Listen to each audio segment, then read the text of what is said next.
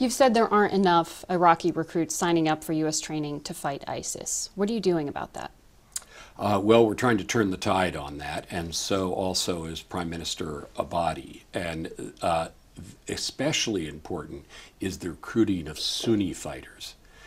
Because remember, what fueled ISIL in the first place is sectarian divisions.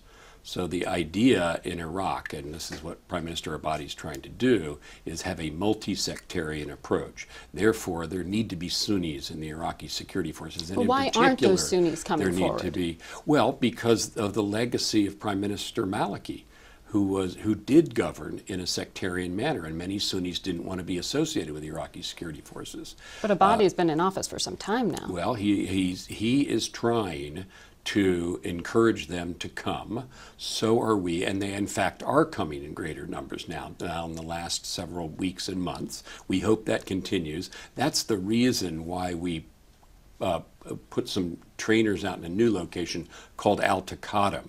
It's right in a Sunni tribal area, and the idea is to get Sunnis to come in and sign up for the Iraqi security forces there. We will train them, because at the end of the day, and this is critical everywhere there, the only way to have a lasting defeat of ISIL is to have forces on the ground that are local and capable, and that the people support enough that they don't turn to terrorists and support terrorists. So that's the way to have a lasting defeat of ISIL. That's our approach there. Well, you also said, though, that Iraqis haven't shown that will to fight. What would prove to you that Iraqis do have that will to fight? Well, there have been instances where Iraqis have fought and fought hard, both their counterterrorism service, which is a piece of the Iraqi security forces, which has fought well. Kurdish forces have fought very well. So there's the potential there. But in those Sunni-dominated areas in the Anbar province, the areas you were focused on, Ramadi in that fall. They haven't wanted to fight with the Iraqi security forces because they haven't believed that the government in Baghdad was supportive of Sunni aspirations. Now, Prime Minister Abadi needs to, and I believe is trying to, turn that around so that the Iraqi government and Iraqi security forces can win the allegiance of Sunni forces, so that there are capable and motivated Sunni forces, again, because they and only they can secure the defeat of ISIL in Sunni territory. And then on the Syrian side of the border, how do you recruit there? Well, we're recruiting from, again, local forces.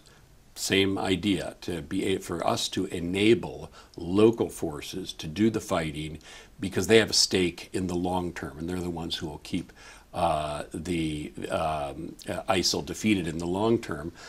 You see, for example, in the north, Kurdish forces doing very, very well indeed, taking territory. But for the U.S. recruitment in Syria, why haven't the numbers been greater?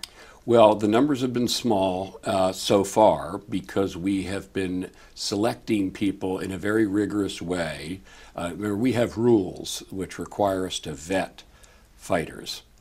And those rules are very principled, but they're stringent.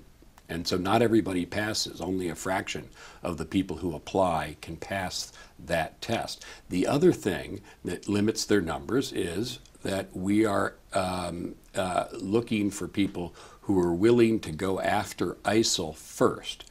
And there are many who would like to go after the government of Assad. And you don't want to change that policy? Our view is, let's take on ISIL first. And then, of course, we're hoping that Assad will be removed through a political process, a political transition.